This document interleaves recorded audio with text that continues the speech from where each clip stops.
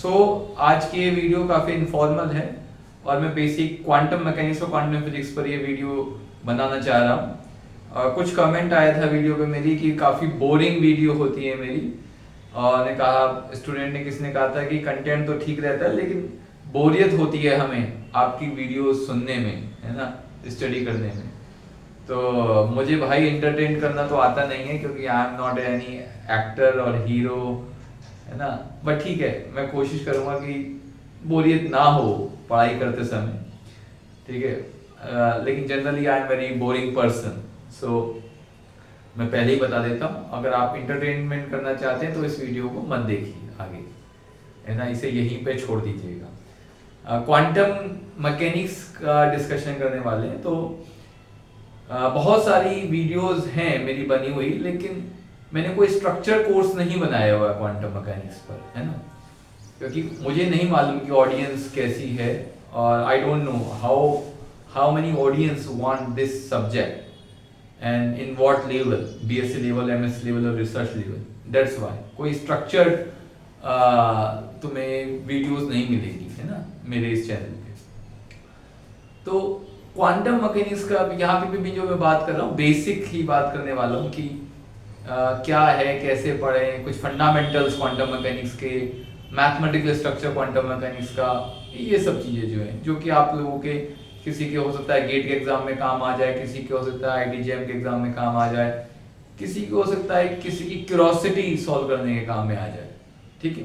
तो quantum mechanics से सभी लोग फेमिलियर होंगे, तो क्योंकि मैं मान रहा हूँ कि जो ऑडियंस है वो एटलीस्ट बीएससी लेवल की तो है ही,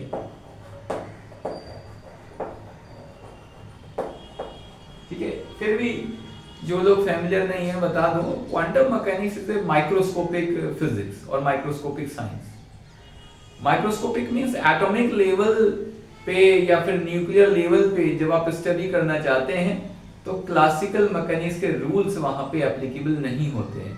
कि क्लासिकल मैकेनिक्स के रूल एप्लीकेबल हैं जब ऑब्जेक्ट का साइज काफी बड़ा है, काफी बड़ा है मींस एटॉमिक स्केल से बड़ा है ना।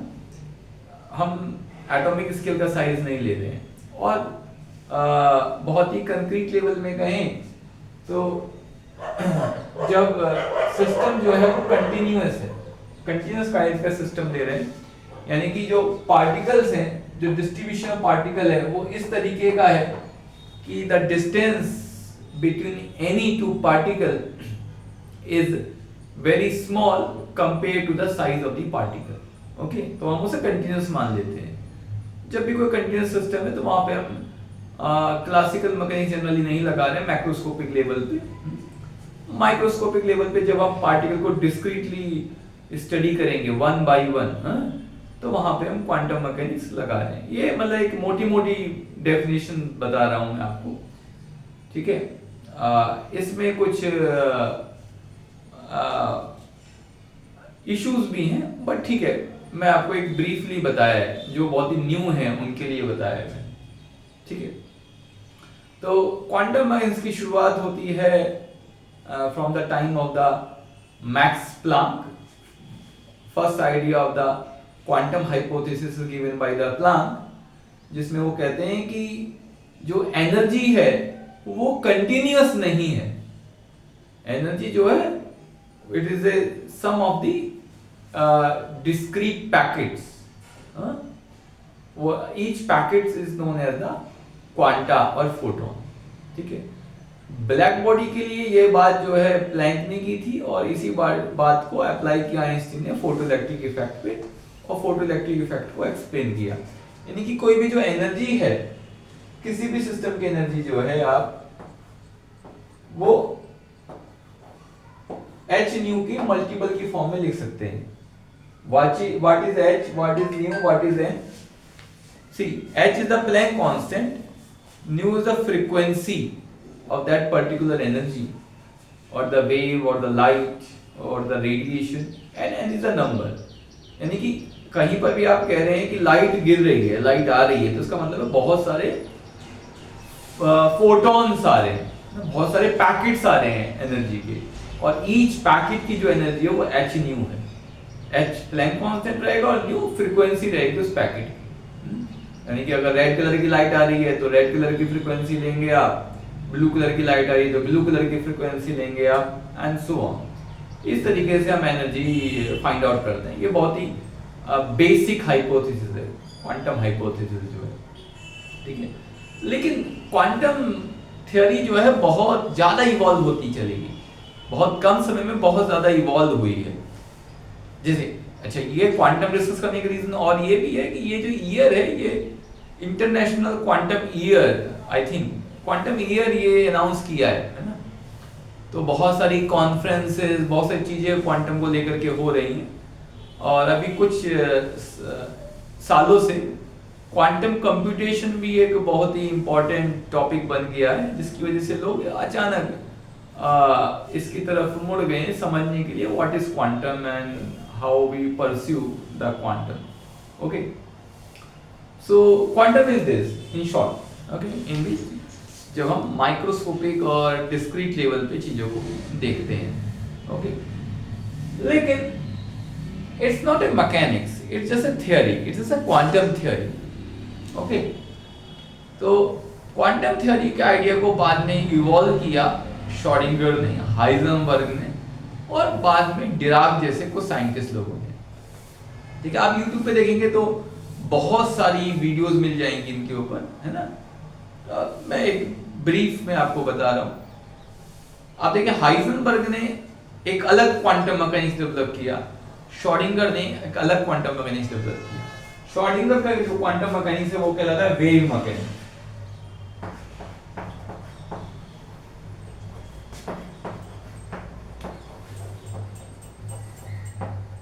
ठीक है, जिसमें श्रोडिंगर की जो इक्वेशन है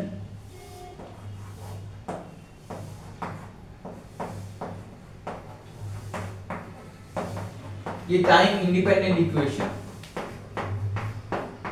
ये Schrodinger equation, it is the Schrodinger equation. del square psi plus 2m by h cut square e minus v psi is into 0। psi is the wave function है, ठीक है। wave function क्या है?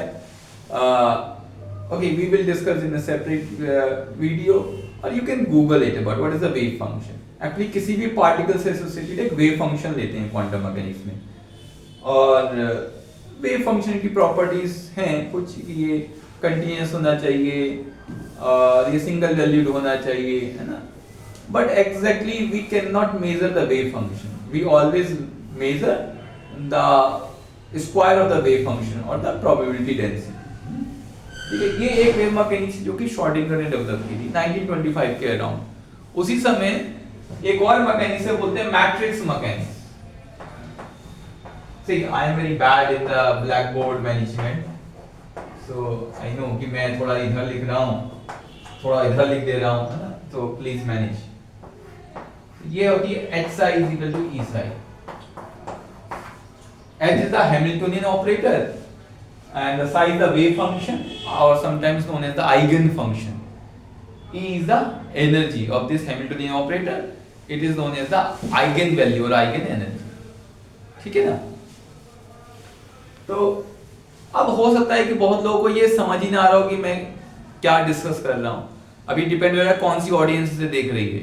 कुछ ऑडियंस से हो सकती है जिसे सारी जानकारियां हो कि हैमिल्टनियन ऑपरेटर क्या होता है, आइगन वैल्यू क्या है, आइगन स्टेट्स क्या हैं, और हो सकता है किसी को कुछ भी नहीं मालूम हो। तो मैं आपको बता रहा हूँ कि अगर आप बीएससी के स्टूडेंट हैं तो उसके अकॉर्डिंग मैं बताने की कोशिश कर रहा हूँ। देखिए, आइगन स्टेट्स और आइगन वैल्यू क्या होती है ना। जैसे आप मैथमेटिक्स में करते हैं किसी भी एक मैट्रिक्स की, मैंने लिखा है यहाँ पे मैट्रिक्स मैकेनिक्स, जैसे एक मैट्रिक्स की आइगन वैल्यू होती है तो उसी तरीके से मैट्रिक्स की आइगन वैल्यू होती है ना। तो h should be some operator, matrix operator, है ना। What is psi? Psi is like a column vector, है ना। जैसे कॉलम वेक्टर होता है तो आप निकाल लेते हो भाई, तभी तो निकालोगे ना, मैट्रिक्स इक्वेशन जो होती है। तो पूरा जो मैट्रिक्स के रूल है वो मैट्रिक्स मैकेनिक्स पे लग जाते हैं, is given by the Heisenberg. और जो बहुत ही की प्रिंसिपल है क्वांटम मैकेनिक्स का वो भी हाइजेनबर्ग ने दिया था। वो क्या है? क्या है वो है अनसर्टेनिटी प्रिंसिपल, जिसके ऊपर क्वांटम मैकेनिक्स टिकी हुई है। ठीक है, it's impossible to measure simultaneously position and momentum of any particle. There is an inherent uncertainty in the position as well as in the momentum. ये आप क्लास 11-12 से पढ़ते आए हैं कि मोमेंटम और पोजीशन को आप एक साथ मेजर नहीं कर सकते, ठीक है। क्वांटम मैकेनिक्स का आधार ही अनसर्टेनिटी है। Quantum mechanics probabilistic in nature, classical mechanics deterministic. Classical mechanics में पार्टिकल की ट्रैजेक्टरी आपको मालूम होती है, डिटरमिनिस्टिक है, कहाँ कब पार्टिकल होगा बता सकते हैं, बट क्वांटम मैकेनिक्स में एवरीथिंग इज अनसर्टेन, जो सबसे इंपॉर्टेंट चीज है। और it this uncertainty is not due to the problem in the measurement, but is the inherent characteristic, वो सिस्टम की इनहेरेंट कैरेक्टरिस्टिक है ना। इसके ऊपर बहुत सारी डिबेट्स हैं कि क्वांटम मैकेनिक्स अनसर्टेनिटी के ऊपर लेकर के बहुत सारी फिलोसॉफिकल डिस्कशन भी हैं। आप ये देखिए, जैसे हम नॉर्मल लाइफ में भी देखते हैं, क्या जीवन की जो घटनाएं हैं, जो हो रहा है वो पूर्व निर्धारित है, जो सब कुछ हो रहा है वो फिक्स है, या फिर ये कुछ भी फिक्स नहीं है ना। अगर सब कुछ फिक्स है तो हम भाग्यवाद कहते हैं ना, जैसे नॉर्मल लाइफ में भी कहते हैं अरे जो होना है वही होना है, लेकिन फिर कहते नहीं, कहते हैं आप बदल सकते हो। तो वही क्वांटम मैकेनिक्स का भी है। क्लासिकल मैकेनिक्स के according everything is predetermined, fix है, बट क्वांटम मैकेनिक्स के अकॉर्डिंग नहीं, आप जो है ये प्रोबेबिलिस्टिक इन नेचर, सब चीजें प्रोबेबिलिटी है, ठीक है, तो फिक्स नहीं है। हाँ? तो एक तरह से देखें जो कर्म का सिद्धांत है, अगर मिक्स करने की कोशिश करें, वैसे मैं इसमें मिक्स नहीं करना चाहता हूँ फिलॉसफी वगैरह, बट क्योंकि कोई स्टूडेंट कह रहा है कि ना बोरिंग लगती है खाली फिजिक्स बोलने से, तो I am trying to correlate. तो आप ये देखते हैं तो हम उसे क्वांटम से लिंक कर सकते हैं ना। और तो ये बेसिक था। उसके बाद डिराक ने क्या किया, वेव मैकेनिक्स और जो मैट्रिक्स मैकेनिक्स है दोनों को मर्ज कर दिया, दोनों को मिला दिया, है ना। तो इसे बोलते हैं डिराक फॉर्मुलिज्म। तो डिराक ने अपने फॉर्मुलिज्म डेवलप किया जो कि ऑपरेटर फॉर्मुलिज्म है, जो कि बेसिकली ऑपरेटर अलजेब्रा पे डिपेंड है। तो जनरली आज की डेट में क्वांटम मैकेनिक्स को सीखने के लिए हम डिराक का जो मेथड है वही स्टडी करते हैं, और उसके लिए थोड़ा सा मैथमेटिक्स आना चाहिए। क्वांटम मैकेनिक्स का जो मैथमेटिक्स है बेसिकली वो लीनियर अलजेब्रा का मैथमेटिक्स है। लीनियर वेक्टर स्पेस जो है, जो आप पढ़ते हैं मैथमेटिक्स में, हिल्बर्ट स्पेस के बारे में जो पढ़ते हैं, वो सारा जो मैथमेटिक्स है वही क्वांटम मैकेनिक्स का मैथमेटिक्स है, ठीक है। यानी कि अगर आप बहुत डिटेल में क्वांटम मैकेनिक्स सीखना चाहते हैं, और खासतौर से जो लोग एमएससी में भी जाएंगे पढ़ेंगे, वो सब लोग समझेंगे कि लीनियर वेक्टर स्पेस क्या होता है। क्या बोल रहा था मैं अभी, हिल्बर्ट स्पेस क्या होता है ना। तो हिल्बर्ट स्पेस का जो मैथमेटिकल स्ट्रक्चर है वो क्वांटम मैकेनिक्स के लिए कंपैटिबल है, और वही सारे जो रूल हैं हम क्वांटम मैकेनिक्स के अप्लाई करते हैं और देखते हैं, है ना, ठीक है। ये एक है। तो ये आज की वीडियो में हम इतना ही रखेंगे, लेकिन मैं कुछ बातें आपको बताना चाह रहा हूँ। मे बी नेक्स्ट वीडियो में मैं शायद डिस्कस करूँ कि क्या है मैथमेटिकल स्ट्रक्चर क्वांटम मैकेनिक्स का, हिल्बर्ट स्पेस क्या है, और क्या क्या हम चीज़ें करते हैं। बट मैं ये बताना चाह रहा हूँ कि ये सब जो चीज़ें कर रहे हैं, खासतौर से जो लोग क्वांटम कंप्यूटेशन के फील्ड में जाना चाहते हैं, कई बार जो बीटेक कंप्यूटर साइंस से किए हुए स्टूडेंट हैं, या जो लोग फिजिक्स बैकग्राउंड के हैं, या कई बार कोई भी मतलब कि नॉर्मल पर्सन भी जो थोड़ा सा जिनका रुझान हो गया है, बहुत सारा लोग हैं जो इसे परस्यू करना चाहते हैं। तो उसे कैसे परस्यू करें, वही डिस्कशन हम यहाँ पे कर रहे हैं कि बेसिकली आपको मैथमेटिक्स समझना है ना। जैसे कि फीनमैन कहते हैं कि no one can understand quantum mechanics, है ना।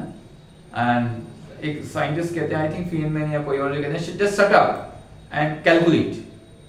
क्वांटम मैकेनिक्स को करना है तो क्या आपको मैथमेटिक्स क्वांटम मैकेनिक्स का आना चाहिए, ठीक है। फिलॉसफी में बहुत ज़्यादा उलझना नहीं चाहिए, बट क्योंकि वही स्टूडेंट्स कहते हैं कि नहीं बोरियत हो रही है ना, तो इसलिए थोड़ा इधर उधर की बात की जा रही है। लेकिन सच्चाई तो यही है कि आपको जस्ट शट डाउन, है ना, sorry just shut up and sit down and calculate, ठीक है। So it is that. So next video में मैं थोड़ा देखता हूँ थोड़ा मैथमेटिक्स वगैरह के बारे में या कुछ और। आई होप आपको अच्छा लगा होगा ये, और आपको अच्छा लग रहा है तो आप प्लीज ये शेयर कीजिए, है ना। और आपको कोई पर्टिकुलर कोई चीज़ अगर पढ़नी है तो आप लाइव पढ़ सकते हैं मेरे से ना। My individual charges are not even so high. ठीक है, आपको अगर गेट का फिजिक्स पढ़ना है, क्वांटम मैकेनिक्स पढ़ना है, या फिर नेट का पढ़ना है, या फिर आईआईटी जेएम का पढ़ना है, या कोई और भी फिजिक्स पढ़ना है, तो मुझे एक्चुअली अच्छा लगता है पढ़ाना। और खासतौर से लाइव क्लास में जैसा कि इन जूम और Google Meet we can ask question with each other, we can discuss, one to one correspondence हो सकता है। तो if you are interested in that you can comment. और अगर आप थोड़ा हाई फाई फिजिक्स करना चाहते हैं रिसर्च लेवल की, तो भी हम एक कोलैबोरेट कर सकते हैं, आपस में बात कर सकते हैं। Just comment, please share this video, subscribe this channel and support if you want, okay, if you like, okay, thank you.